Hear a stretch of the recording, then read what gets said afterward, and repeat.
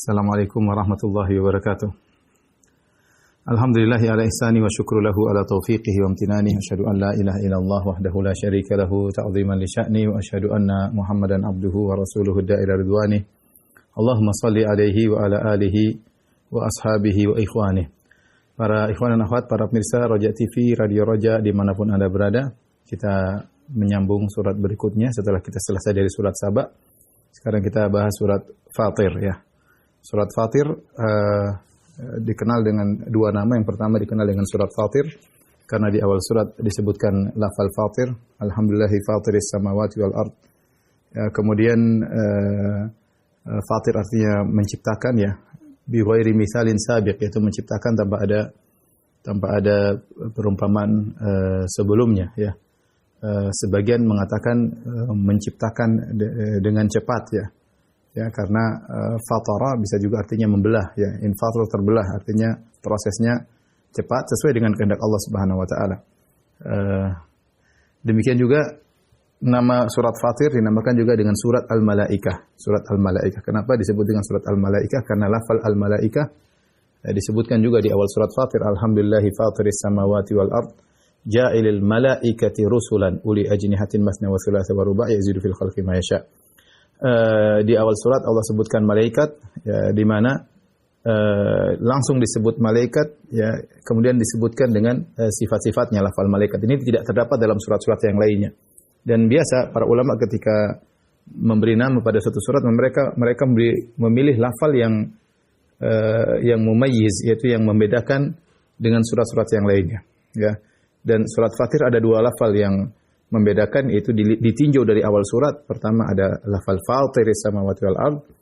Yang kedua ada ja'ilil malaikati rusulan. Allah menjadikan para malaikat sebagai rasul-rasul, utusan-utusan Allah Subhanahu wa taala. Baik, ini dari sisi nama dua, surat Fatir, surat Al-Malaikah. Kemudian dari sisi dia Makkiyah atau Madaniyah, maka surat Fatir adalah surat Makkiyah.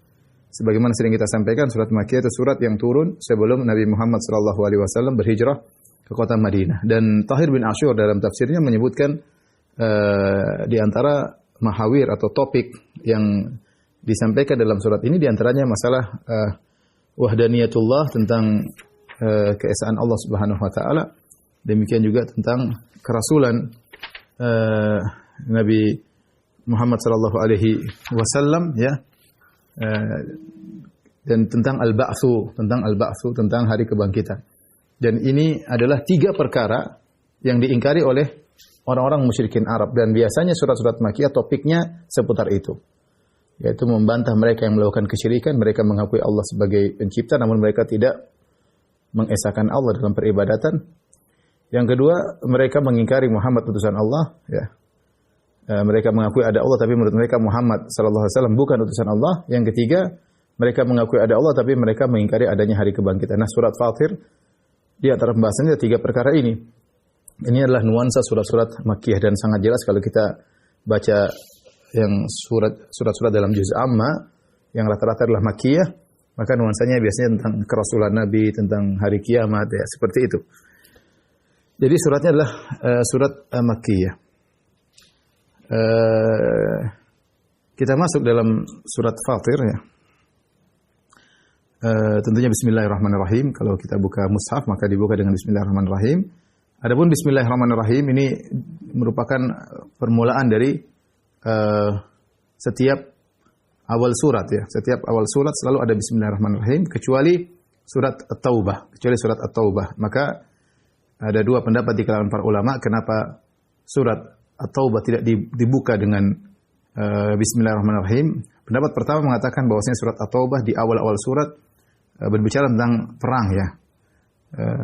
Faqtul musyrikin haitsu wajadtumuhum khudhuhum wahsuruhum waqudulhum kulla marsad.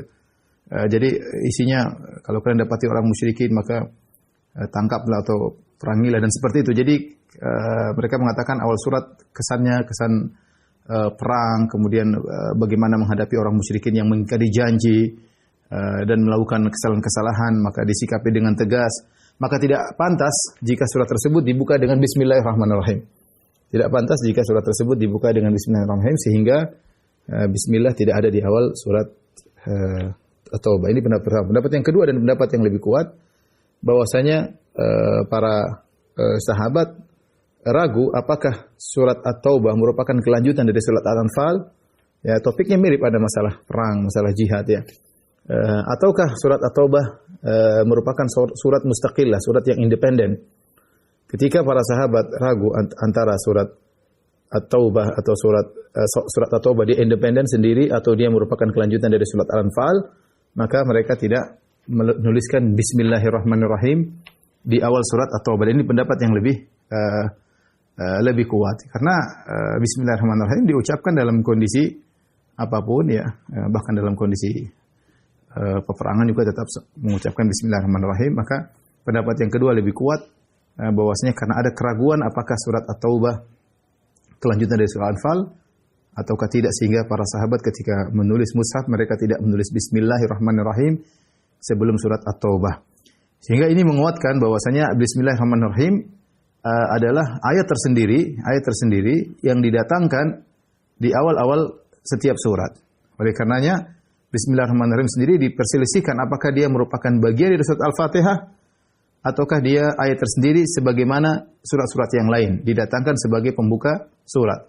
Sebagaimana Bismillahirrahmanirrahim ditulis sebelum surat Al-Baqarah, sebagaimana Bismillahirrahmanirrahim ditulis sebelum surat Al-Imran, sebelum surat An-Nisa, sebelum surat Fatir, dan setiap surat selalu Bismillahirrahmanirrahim dan dia bukan bagian daripada surat tersebut, maka demikian pula surat Al-Fatihah. Oleh karenanya pendapat mazhab Malikiyah yang seingat saya bahwasanya Bismillahirrahmanirrahim bukanlah bagian dari surat Al-Fatihah, apalagi dalam hadis qudsi ketika Allah dalam Sahih Muslim hadis Abu Hurairah radhiyallahu anhu di mana Allah mengatakan qasamtus salat baini wa baina abdi nisfain, aku membagi salat, maksudnya aku membagi Al-Fatihah menjadi dua ya, setengah buatku setengah buat hambaku. Kemudian Allah berkata fa idza qala abdi alhamdulillahi rabbil alamin, ketika hambaku berkata alhamdulillahi rabbil alamin, maka Allah berkata hamidani abdi, maka hambaku telah memujiku. Wa idza qala ar-rahmanir rahim, jika hambaku membaca ar-rahmanir rahim, Allah berkata asna alayya abdi, sungguhnya hambaku sedang menyanjungku. Wa idza qala maliki yaumiddin, jika hambaku berkata maliki yaumiddin, yang hari pembalasan, Allah berkata majjadani abdi, sungguhnya hambaku mengagungkan aku. Di sini Allah mengatakan ketika di awal jika hambaku mengucapkan alhamdulillahirabbil alamin. Seandainya Al-Fatihah dimulai dengan Bismillahirrahmanirrahim, maka harusnya Allah berkata dalam hadis qudsi tersebut, jika hambaku mengucapkan Bismillahirrahmanirrahim. Namun ternyata tidak. Hadis sahih dalam Sahih Muslim. Maka ini yang dirajikan oleh sebagian ulama. Tentu ada masalah khilaf apakah Bismillah termasuk Al-Fatihah atau tidak. Tapi yang saya kuatkan ya bahwasanya Bismillahirrahmanirrahim adalah ayat tersendiri. Dia bukan bagian daripada surat manapun di awal surat. Beda dengan ketika Nabi Sulaiman mengirim surat kepada Ratu Bilqis, innahu min Sulaiman wa innahu bismillahirrahmanirrahim alla ta'alu alayya wa'tuni muslimin, maka itu di tengah surat pengucapan bismillahirrahmanirrahim tersebut di tengah surat, sebagaimana Nabi Nuh ketika naik ke dalam kapal dia bismillahi majreha wa mursaha. Intinya ini pendapat yang lebih kuat, bismillahirrahmanirrahim adalah ayat tersendiri yang didatangkan di awal setiap surat ya, di awal setiap surat ya. Mungkin seandainya Bismillahirrahmanirrahim adalah bagian daripada Al-Fatihah, mungkin ada Bismillah lain sebelumnya ya, ya sebagai pembuka dari setiap surat. Allah alam bisawab. Intinya ini masalah khilafiyah, namun yang lebih kuat bahwasanya Bismillahirrahmanirrahim adalah ayat tersendiri didatangkan di awal setiap surat sebagai pembuka setiap surat. Baik, kita masuk pada ayat pertama. Alhamdulillahi fatiris samawati wal ardi ja'ilil malaikati rusulan uli ajnihatin masna wa thulatha wa ruba' yazidu fil khalqi ma yasha' innallaha ala kulli syai'in qadir. Alhamdulillah, segala puji bagi Allah. Ini sudah kita bahas ya di awal surat Saba bahwasanya Allah memuji dirinya dalam berbagai kondisi ya. Di antaranya Allah memuji, saya tidak akan ulangi lagi tapi ada sekitar 5 atau 6 poin. Silakan kawan-kawan nanti bisa kembali ke rekaman surat Saba ya, dan insyaallah di awal Ramadan insyaallah bukunya sudah terbit ya. Tafsir surat Luqman sampai surat Saba ya, yang sudah kita sampaikan di Radio Raja dari surat Luqman sampai surat Saba. Alhamdulillah sudah selesai, tinggal naik cetak sekarang. Kemudian jadi kita tidak ulang. Di sini alhamdulillahi fatiris samawati wal ard Allah memuji dirinya, ya. Allah memuji dirinya, ya. Dan ini adalah pelajaran bagi kita bagaimana cara memuji Allah. Di antaranya Allah memuji dirinya sebagai pencipta langit dan bumi. Yang di mana langit dan bumi dan apa yang berada di dalam keduanya, ya. Jadi Allah pencipta segala sesuatu, ya. Karena yang kita lihat adalah langit dan bumi. Kita berada di atas bumi dan kita melihat langit. Masing-masing ada penghuninya dan Allah menciptakan segalanya, ya. Allah memuji dirinya, dialah yang menciptakan langit dan bumi tanpa ada yang membantunya, tanpa ada contoh yang sebelumnya. Makanya menggunakan kata fatir. Fatir yaitu ibtada'a, ya. Dia yang memulai penciptaan langit dan bumi min ghairi mithalin sabiq, tanpa ada contoh sebelumnya. Allah tidak meniru ciptaan zat lain, ya. Ya, orang sekarang misalnya bikin mobil, niru mobil sebelumnya sudah ada, ya. Sekarang ada, tinggal meniru ilmuwan sebelumnya, kemudian dimodif, maka muncullah penemuan baru. Tapi Allah ketika menciptakan langit dan bumi, dari tidak ada menjadi ada, tanpa ada contoh sebelumnya, maka Allah menggunakan kata fatir. Alhamdulillahi fatiris samawati wal ardh. Ini yang pertama, ya. Allah mutafarrid, Allah beresa dalam rububiyah, dalam penciptaan langit dan bumi. Kemudian Allah mengatakan ja'ilil malaikati rusulan uli ajnihatin masna wa thulatha wa ruba'. Dan Allah menjadikan para malaikat sebagai rusul. Di sini ja'il bisa artinya khalaqa. Kalau khalaqa maka ja'ala hanya memansubkan satu maf'ul bih, seperti alhamdulillahilladzi khalaqa samawati wal ard wa ja'ala adh-dhulumati wan nur. Wa ja'ala adh-dhulumati wan nur, dalam di awal surat Al-An'am, wa ja'ala adh-dhulumati wan nur, Allah menciptakan langit, menciptakan kegelapan dan terang, cahaya. Di sini hanya memansubkan satu maf'ul bih, maka ja'ala yang memansubkan satu maf'ul bih, maka maknanya khalaqa, ya, maknanya khalaqa. Terus rusulan bagaimana? Rusulan adalah hal. Kalau kita maknakan ja'ala dengan khalaqa, maka rusulan i'rabnya adalah hal. Ini bagi yang mengerti bahasa Arab tentunya. Tetapi kebanyakan ahli tafsir mengatakan ja'ala di sini maknanya la sayyara, yang memansubkan dua maf'ul bih.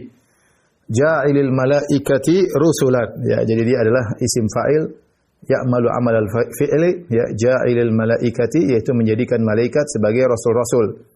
Al-malaikati dia maf'ul pertama, rusulan maf'ul kedua, ya, seperti, ya, karena dia fa'il yang mengamalkan amalan fi'il. Artinya yang menjadikan, kalau ja'ala di sini diartikan sayyara, artinya Allah yang menjadikan malaikat-malaikat sebagai utusan-utusan. Yang mereka memiliki sifat uli ajnihatin, yang malaikat-malaikat tersebut memiliki sayap-sayap, ya. Memiliki sayap, ya. Ada yang masna, ada yang dua, wa thulatha, dan ada yang masna maksudnya dua-dua, ya, masna. Thulatha maksudnya tiga, wa ruba maksudnya empat, ya. Allah menjadikan mereka bersayap empat. Kemudian yazidu fil khalqi ma yasha. Allah tambah dalam ciptaannya apa yang Allah kehendaki. Innallaha ala kulli syai'in qadir. Sesungguhnya Allah Maha Kuasa atas segala sesuatu. Di sini zahirnya Allah mengatakan ja'ilil malaikati. Allah menjadikan malaikat seluruhnya sebagai utusan Allah. Zahir dari ayat itu seperti ini. Makanya Syekh Sa'di dalam tafsirnya mengisyaratkan akan hal ini, bahwasanya seluruh malaikat Allah utusan Allah. Seluruh malaikat adalah utusan, karena Allah tidak mengecualikan dalam ayat ini. Ja'ilil malaikati rusulan. Allah menjadikan para malaikat, apalagi al-malaikat di situ lafal umum, menjadikan malaikat seluruhnya utusan. Ya, namun pendapat yang lebih kuat, maksudnya al-malaika ini adalah lafzul am yuradu bihil al-khas, yaitu lafalnya umum tapi maksudnya sebagian malaikat, khusus tidak semua malaikat. Karena dalam ayat yang lain Allah berfirman, Allahu yastafi minal malaikati rusulan wa minan nas. Allah memilih dari sebagian malaikat ada yang menjadi utusan, dan Allah memilih dari sebagian manusia ada yang menjadi utusan. Sebagaimana tidak semua manusia menjadi utusan Allah, demikian juga demikian pula tidak semua malaikat menjadi utusan Allah, dan itu tafsiran yang lebih tepat. Dan sekali lagi ini Syekh Utsaimin memilih tafsiran kedua. Ini contoh lagi saya sampaikan, ada perbedaan pendapat antara Syekh Utsaimin rahimahullah dengan gurunya Syekh Sa'di. dalam masalah ja'ilil malaikati rusulan ya. Bahwasanya Syekh Utsaimin berpendapat maksudnya malaika di sini adalah sebagian malaikat, tidak seluruhnya, meskipun lafalnya umum, tapi maksudnya adalah al-khas, maksudnya lafal yang khusus atau al-am al-makhsus, lafal am yang dikhususkan. Karena berdasarkan ayat yang lain, Allahu yastafi minal malaikati rusula. Allah menjadikan sebagian malaikat sebagai rasul dan menjadikan sebagian manusia sebagai rasul. Dan rasul maksudnya utusan Allah malaikat kepada para rasul dan utusan juga kepada selain rasul ya. Makanya malaikat maut disebut rusul, tawaffathum rusuluna wa hum la yufarritun. Bahwasanya orang-orang diwafatkan oleh utusan kami, maksudnya malaikat maut dan anak buahnya. Allah menamakan malaikat maut dan anak buahnya dengan rusul, utusan-utusan. Jadi malaikat menjadi utusan kepada para rasul, misalnya malaikat Jibril membawa wahyu, atau utusan kepada selain para rasul, seperti Allah mengutus malaikat maut untuk mencabut nyawa manusia, dan sebagaimana dalam hadis-hadis bagaimana Allah mengirim malaikat untuk berbicara dengan sebagian makhluknya ya, sebagian dalam ayat ya, seperti Allah mengirim malaikat Jibril kepada Maryam ya. Maryam bukan jadi seorang nabi perempuan ya. Allah mengirim malaikat kepada Maryam dan terjadi pembicaraan antara Jibril dengan Maryam sebagaimana Allah sebutkan dalam kisah surat Maryam ya. Tapi tidak otomatis Maryam menjadi seorang nabi. Karena tidak semua orang didatangi oleh malaikat kemudian menjadi seorang nabi. Contoh dalam hadis juga banyak tentang kisah 3 orang yang diuji oleh Allah, maka datang malaikat, satunya korengan, satunya buta ya, satunya penyakit baros, kulitnya warna putih, dan malaikat datang menguji mereka. Malaikat bertemu dengan mereka, berbicara dengan mereka ya. Ini utusan Allah kepada manusia ya. Demikian juga dalam hadis yang sahih di mana Nabi SAW mengatakan inna rajulan zara akhan lahu fi qaryatin ukhra, ada seorang menziarahi kawannya di negeri yang lain, fa arsadahu Allahu malakan ala madrajatihi, maka Allah mengirim malaikat untuk menunggu dia di tempat lewatnya. Dalam bentuk manusia tentunya malaikat tersebut. Kemudian ketika orang tersebut lewat, malaikat bertanya, "Aina turid?" Ya. Kemana kau hendak pergi? Ya. Dia mengatakan, "Uridu akhon li fi hadhil qaryah." Aku ingin menjenguk saudaraku di kampung ini. Maka malaikat bertanya, "Hal laka min ni'matin tarubbuha alaihi?" Ya, apakah ada urusan duniamu yang harus kau cek-cek, harus kau mungkin kebun, mungkin peternakan atau yang lainnya, sehingga kau jauh-jauh pergi menemui saudaramu? Kata orang ini, "La, walakinni ahbabtuhu fillah." Aku menjenguknya bukan karena apa-apa, tapi aku menjenguk karena aku mencintainya karena Allah. Apa kata malaikat? "Fa inni rasulu rabbika." Aku utusan Rabbmu. "Anallaha ahabbaka kama ahbabtahu fih." Sungguhnya Allah mencintaimu sebagaimana kau telah mencintainya karena Allah Subhanahu wa taala. Ini contoh, Allah mengutus malaikat bukan hanya kepada rasul, tapi Allah mengutus malaikat kepada manusia, sehingga tidak semua orang didatangi manusia otomatis menjadi malaikat. Sebagaimana pendapat sebagian ulama, kalau tidak salah Ibnu Hazm berpendapat bahwasanya Maryam adalah nabi perempuan karena didatangkan oleh Jibril. Jawabannya tidak mesti. Tidak mesti ya. Sama seperti tafsiran Allah dalam surat Thaha, "Auhayna", dalam Al-Qur'an kata "Auhayna ila ummi Musa an ardhi'ih", dalam Al-Qur'an ya. Demikian juga dalam surat Thaha dan yang lainnya. Maka kami beri wahyu kepada ibunya Musa untuk menyusui Nabi Musa. Fa idza khifti alaihi dan seterusnya. Tetapi bukan berarti ibunya Nabi Musa kemudian menjadi nabi perempuan ya. Karena tidak semua malaikat menjadi bertemu dengan manusia otomatis manusia itu menjadi nabi. Dan makna auhayna ila ummi Musa bisa jadi kami wahyukan kepada Nabi Musa, bisa jadi dengan mengilhamkan, bisa jadi Allah kirim malaikat. Bisa jadi Allah kirim malaikat kepada ibunya Nabi Musa. Tetapi tidak semua manusia yang didatangi malaikat otomatis menjadi seorang rasul ya. Jadi ja'ilil malaikati rusulan. Allah menjadikan, kalau kita artikan, Allah menjadikan sebagian malaikat sebagai utusan-utusan. Baik utusan kepada para rasul ya. Walamma ja'at rusuluna Lutan si'a bihim. Para rasul kami datang kepada Nabi Lut ya. Jadi Terkadang para malaikat diutus kepada para anbiya, terkadang malaikat diutus kepada sebagian manusia. Sifat-sifat mereka, malaikat di sini uli ajnihah. Mereka memiliki sayap, ya. Dua-dua, ya, tiga-tiga, empat-empat, ya. Dan ada yang lebih daripada itu, seperti malaikat Jibril alaihissalam yang lahu sittu mi'a janah, di mana malaikat Jibril memiliki 600 sayap. Kalau dia bentangkan satu sayap saja, saddal ufuk, maka akan menutup cakrawala. Satu sayap saja dibuka oleh malaikat Jibril, cakrawala tertutup. Artinya orang melihat di langit dipenuhi dengan sayapnya malaikat Jibril. Berarti betapa dahsyatnya malaikat Jibril, ya. Memiliki 600 sayap dan indah, ya, disebutkan bagaimana nampak warna-warni ketika dia buka sayapnya, nampak warna-warni, makhluk di luar bayangan kita, ya. Allah aja menciptakan. Kadang kita lihat ikan hias begitu indah, kita lihat hewan begitu indah, kita lihat ikan di lautan begitu indah, lihat bunga begitu indah, ya. Kita lihat manusia juga begitu indah. Bagaimana Allah menciptakan malaikat dengan kekuasaan Allah, malaikat Jibril yang begitu indah, luar biasa. Ketika dia bentangkan sayapnya, maka keluar warna-warni yang indah dari sayap malaikat Jibril. Makanya setelah itu Allah berfirman, yazidu fil khalqi ma yasha. Allah menambah dalam makhluknya apa yang dia kehendaki. Artinya ada malaikat yang Allah tambahkan sayapnya, bukan cuma maksimal 4, tidak, ada yang lebih daripada itu. Di antaranya adalah malaikat Jibril. Tapi bagaimana sayap malaikat? Wallahu alam, kita enggak tahu, kita enggak pernah lihat. Ini contohnya yang dikatakan apa? Kita paham namanya sayap, tetapi kaifiahnya kita tidak tahu, ya. Dan dalam masalah malaikat banyak hal yang kita paham maknanya tapi kita enggak tahu bagaimananya. Contoh, Allah Subhanahu wa taala menyebutkan tentang jasad malaikat, kita enggak tahu. Kita hanya mengetahui Allah mengatakan khuliqatil malaikatu min nur. Nabi berkata khuliqatil malaikatu min nur wa khuliqal jan min marji min nar wa khuliqa adam mimma wasifa lakum. Bahwasanya malaikat diciptakan cahaya. Ya, bagaimana jasad malaikat yang aslinya kita enggak tahu, ya.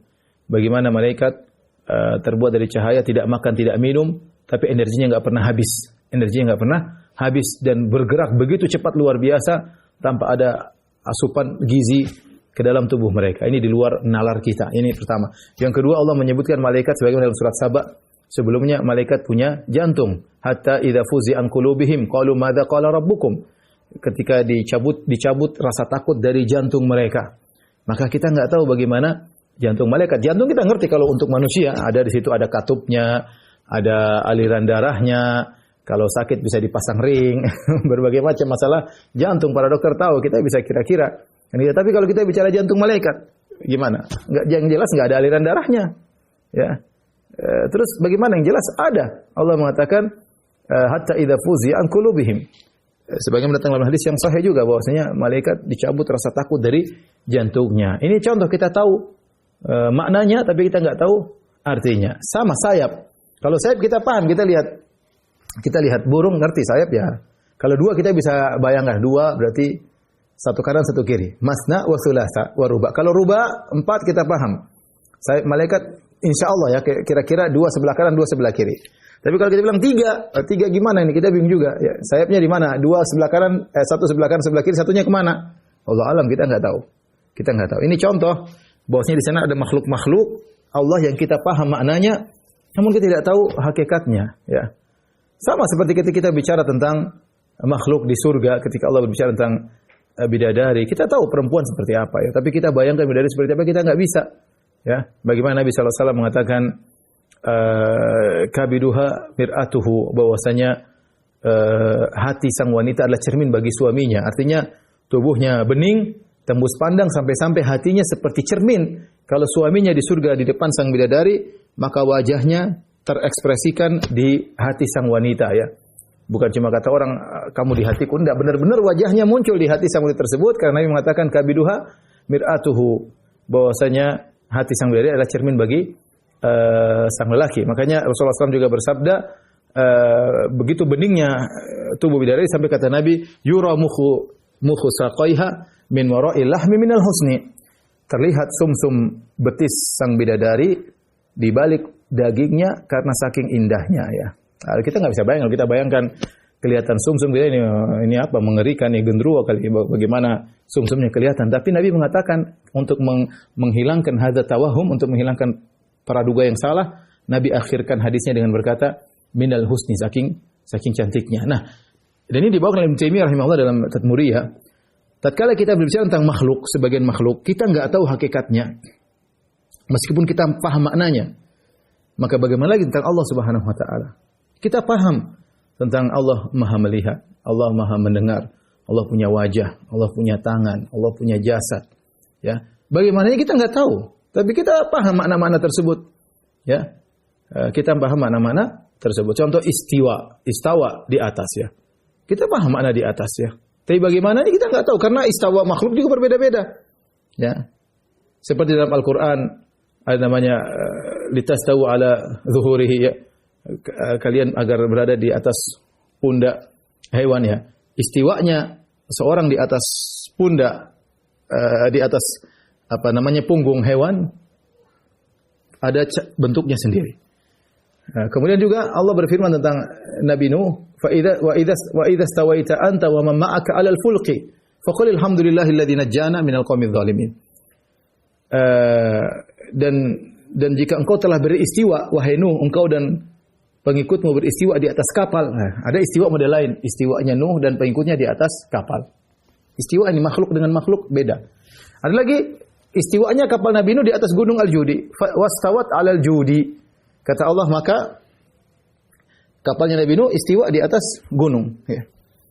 Maka ketika itu, ini 3 istiwa yang semuanya makhluk dan berbeda-beda. Kita paham istiwa di atas. Istiwa di atas ala dan ada istiqrar, ada ketenangan ya.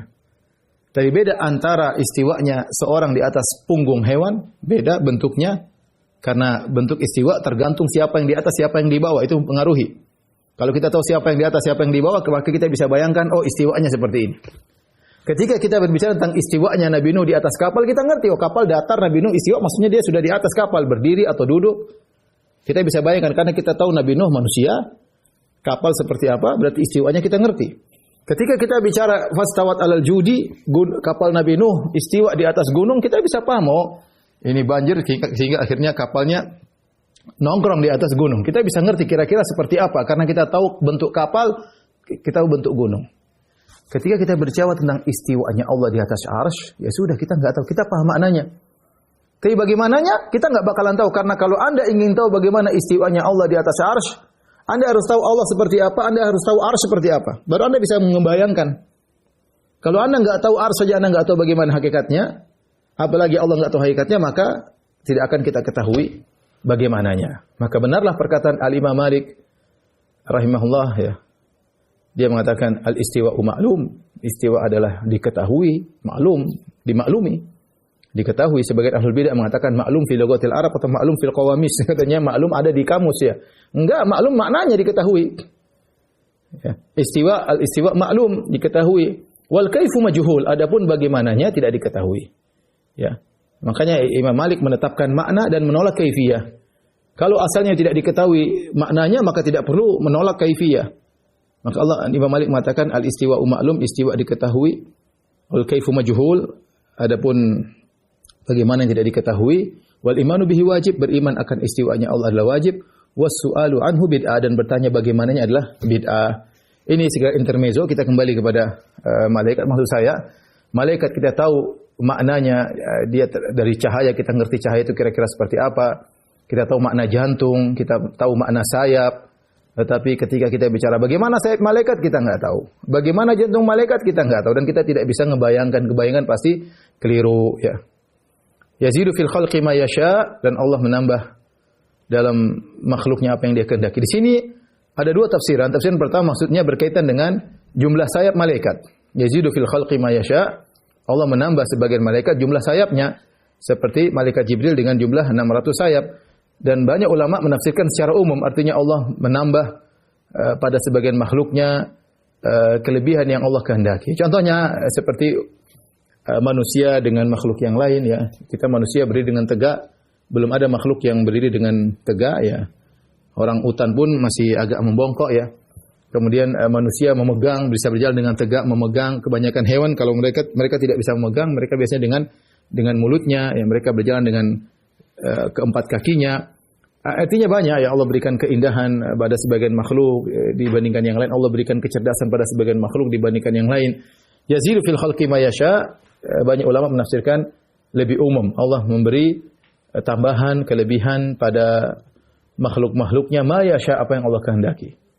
Makhluknya yang Allah kehendaki terserah Allah, kelebihan apapun terserah Allah Subhanahu wa taala. Kemudian Allah tutup ayatnya dengan berkata, "Innallaha ala kulli syai'in qadir." Sesungguhnya Allah Maha Kuasa atas segala sesuatu. Allah Maha Kuasa atas segala sesuatu tanpa terkecuali. Dan syai' di sini sesuatu bukan maksudnya yang berkaitan dengan kemustahilan ya. Kalau kemustahilan tidak masuk dalam ayat ini. Seperti perkataan sebagian orang-orang ateis atau orang liberal, mereka menuntut agar Allah bisa Maha Kuasa atas sesuatu yang mustahil ya. Contoh mereka mengatakan, apakah Allah bisa menciptakan yang semisal Allah juga? Ini kita bilang ini sesuatu yang mustahil. Ya, artinya apakah Tuhan Allah bisa menciptakan Tuhan juga? Kita bilang ini pertanyaannya salah. Ya, ini mustahil. Kenapa? Karena Tuhan tidak diciptakan. Allah Maha Esa dan Tuhan tidak diciptakan. Bagaimana Tuhan menciptakan sesuatu yang tidak diciptakan? Ini pertanyaan salah. Sama seperti orang bertanya, apakah bisa naik ke bawah? Ya, kira-kira seperti itulah. Apakah bisa naik ke bawah? Yang nggak bisa, naik ke atas ya. Naik ke bawah pertanyaan salah. Maka pertanyaan Anda yang mengatakan apakah Allah bisa menciptakan Tuhan semisalnya, ini pertanyaan sudah salah karena Tuhan itu tidak diciptakan. Ini mereka ingin bikin keraguan. Ayat ini salah. Kalau Allah Maha Kuasa segala sesuatu, harusnya Allah bisa menciptakan semisal Allah ya. Dan banyak hal mustahil. Contoh, bisakah Allah menciptakan segi empat yang bulat? Ya gimana? Pertanyaan keliru. Segi empat ya segi empat, bulat ya bulat. Gimana segi empat sekaligus bulat? Ya nggak ada ya. Ini suatu contohnya. Yang seperti ini tidak dinamakan sesuatu dalam bahasa Arab. Seperti yang mustahilat seperti ini tidak dinamakan sesuatu. Tapi Allah Maha Kuasa segala sesuatu dari hal-hal selain yang mustahil. Ya, misalnya orang tanya, Ustaz, apakah Allah mampu memasukkan alam semesta dalam telur? Ya, kalau kita bilang kalau Allah mampu saja. Kalau mau mungkin langit dan bumi jadi kecil masukin ke telur, telurnya jadikan besar ya mampu. Allah kalau pingin bisa saja. Seperti ini bukan sesuatu yang memang suatu yang menakjubkan, tapi bukan suatu yang mustahil. Tapi kalau mustahil tadi seperti Tuhan bisa menciptakan Tuhan, mustahil. Pertanyaannya keliru. Karena Tuhan itu tidak diciptakan. Bagaimana menciptakan sesuatu yang tidak diciptakan? Ya. Seperti bisakah naik ke bawah? Bisakah turun ke atas? Bisakah membuat persegi yang bulat, yang bundar? Ya enggak. Ini pertanyaan yang keliru. Hati-hati dengan permainan kata-kata oleh orang-orang ateis untuk menimbulkan keraguan bagi orang-orang yang beriman. Para ulama menjelaskan ketika malaikat memiliki sayap, ya, menunjukkan malaikat bergerak dengan cepat, ya. Malaikat bergerak dengan sangat cepat. Bahkan kecepatan malaikat lebih dari jin. Jin terbang dengan cepat, ya. Makanya jin Ifrit ketika Nabi Sulaiman bertanya kepada anak buahnya, ayyukum ya'tini bi arsyiha qabla an ya'tuni muslimin. Dalam surat An-Naml, siapa di antara kalian yang bisa mendatangkan singgasana Bilqis sebelum mereka datang menyerahkan diri? Qala ifritun minal jinni ana atika bihi qabla an taquma min maqamik. Wahai Sulaiman, aku bisa mendatangkan singgasana Ratu Bilqis sebelum kau berdiri dari tempat dudukmu. Nabi Sulaiman punya waktu tertentu, dia akan berdiri dari tempat duduknya. Ada yang mengatakan setelah mengawasi pekerjaan rakyatnya maka dia akan berdiri, artinya selesai pengawasan. Intinya waktu cepat, mungkin butuh 2 jam, 3 jam. Sementara jarak antara Sabah sampai ke Palestina ribuan kilo. Ini menunjukkan jin Ifrit jago, cepat. Terbang dari sana, kemudian berarti kan dia terbang 2 kali dari Palestina, terbang ke Sabah, balik lagi bawa angkat singgasana balik ke Palestina. Double. Jaraknya double dari Palestina. Dia kan sekarang di Palestina jin Ifrit. Dari Palestina, dari kerajaan Sulaiman pergi ke Sabah, ambil singgasana Ratu Bilqis, kemudian balik lagi ke Sulaiman. Tapi ada kata Allah, qala alladhi 'indahu 'ilmun minal kitab ana atika bihi qabla an yartadda ilaika tarfuk. Aku bisa mendatangkannya sebelum kau mengedipkan matamu, ya. Disebutkan bahwasanya dia berdoa dengan Ismullahil A'zam, ya. Dia berdoa kepada Allah, maka malaikat mendatangkan singgasana tersebut dengan cepat. Artinya malaikat lebih cepat, ya. Wasabihati sabha dalam surat An-Nazi'at, para malaikat bergerak dengan cepat. Lihat malaikat Jibril, malaikat-malaikat lapor naik kepada Allah, turun ke bumi dengan kita tahu jarak bumi dengan langit berapa jaraknya, tapi mereka bisa dengan cepat bergerak ya. Malaikat Jibril lapor kepada Allah, turun kepada Nabi sallallahu alaihi wasallam. Nabi menyampaikan tentang sesuatu, ditanya, kata Nabi, iya diampuni semuanya. Tiba-tiba Jibril datang, illa dain, kecuali hutang tidak diampuni. Subhanallah. Tadi Jibril baru sampaikan kepada aku, cepat Jibril. Luar biasa ya. Karena Jibril tidak cepat, sayap 600. Kalau terbang dengan begitu cepat. Jadi ini yang menakjubkan di antara sifat malaikat. Kalau jin makan dan minum. Jin makan dan minum. Hadis banyak menunjukkan jin makan dan minum. Malaikat tidak makan, tidak minum. Bahkan mereka anti makan, anti minum. Tetapi energinya nggak pernah habis. Allahu Akbar. Energinya nggak pernah habis ya. Luar biasa ya. Makanya tidak semua malaikat menjadi rasul. Ada malaikat yang tugasnya beribadah kepada Allah. Sebagian dalam hadis atotis sama wa huqqalah anta'id, bumi langit terdengar suara beratnya langit, dan itu pantas langit untuk mengeluarkan suara berat. Kenapa? Ma min maudhi arba'a asabi, tidak ada jarak empat jari kecuali di situ ada malakun raqi, malakun sajidun jabhatahu, ada malaikat yang ruku, ada malaikat yang sujud. Bahwasanya langit penuh dengan malaikat, ada malaikat yang tugasnya beribadah kepada Allah Subhanahu wa taala, dan mereka tidak pernah letih. Yusabbihuna al-laila wan nahar la yafturun. Mereka siang dan malam bertasbih, tidak pernah letih. La yasamun, mereka tidak pernah bosan. Tidak seperti kita manusia beribadah capek, beribadah bosan. Malaikat tidak ya. Dan ini di antara keajaiban makhluk-makhluk Allah Subhanahu wa taala. Makanya Allah akhiri ayatnya dengan berkata, "Innallaha ala kulli syai'in qadir." Sungguhnya Allah Maha Kuasa atas segala sesuatu. Tapi kita lanjutkan ayat berikutnya. Allah Subhanahu wa taala berfirman, "Ma yaftahillahu lin-nasi min rahmatin fala mumsika laha wa la yumsik wa ma yumsik fala mursila lahu min ba'di wa huwal azizul hakim." Apa saja yang Allah anugerahkan kepada manusia berupa rahmat, maka tidak ada seorang pun yang dapat menahannya. Wa ma yumsik, dan apa yang Allah tahan, fala mursila lahu min ba'di, maka tidak ada yang bisa sanggup untuk melepaskannya sesudah itu.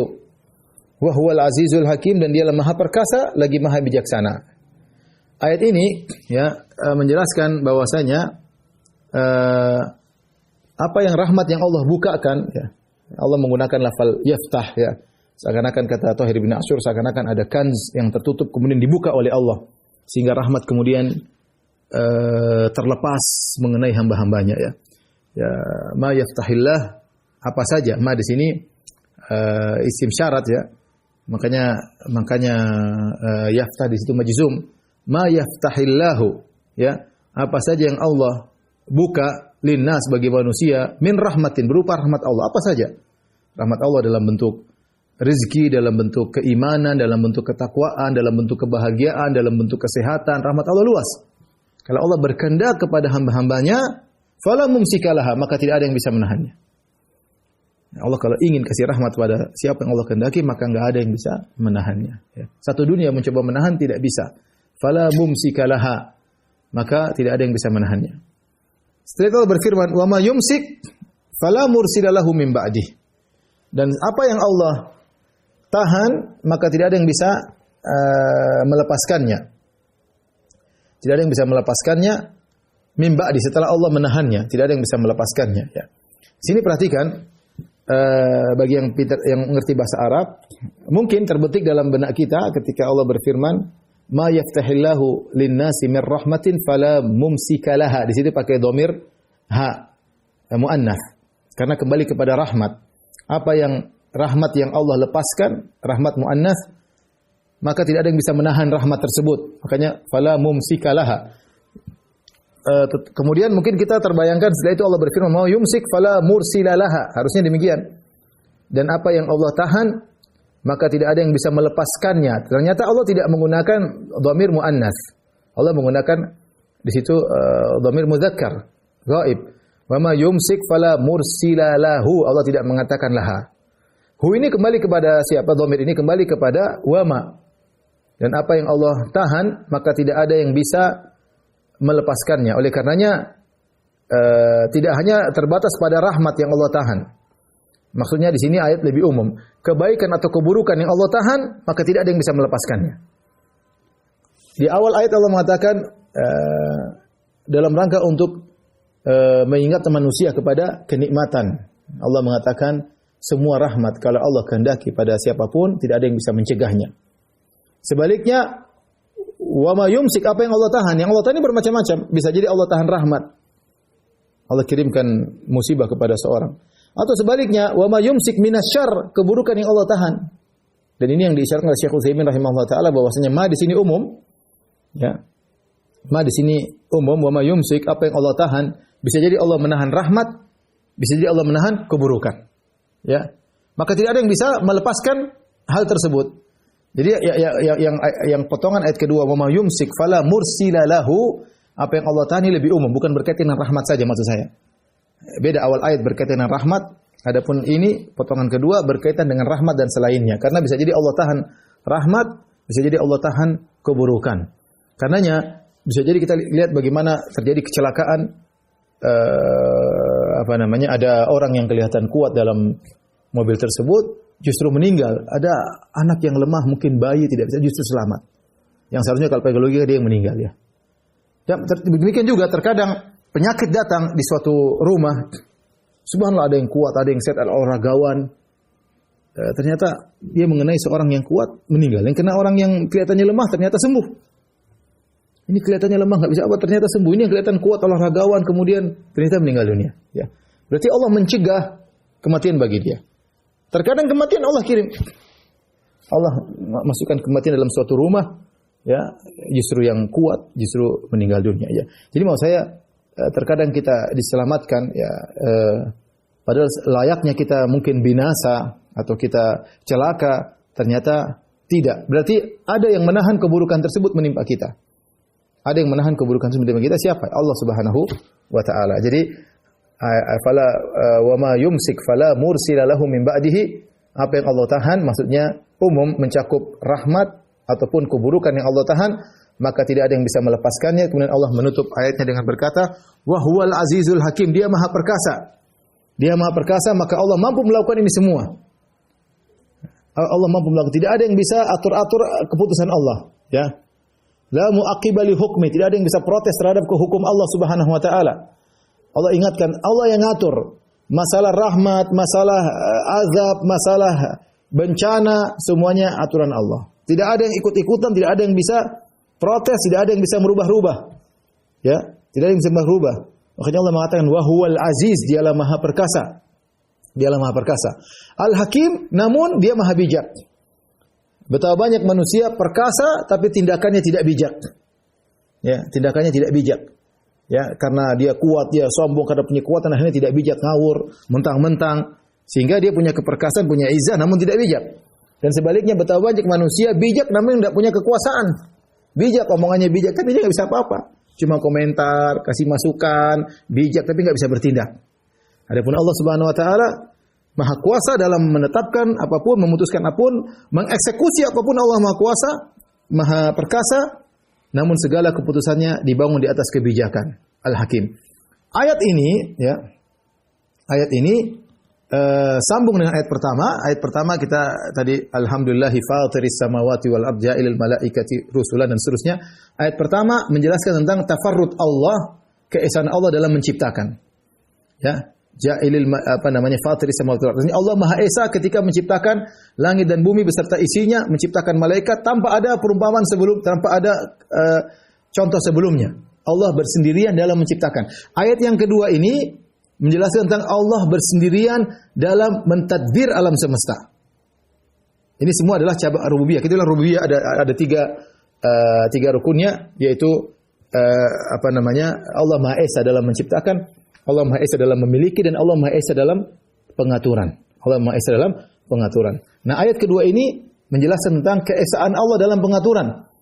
Ketika Allah sudah mengatur, menurunkan rahmat, menahan azab, memberikan siksaan, semuanya enggak ada yang bisa protes, dan Allah sendirian Maha Esa dalam pengaturan alam semesta. Yudabbirul amr minas sama'i ilal ardi.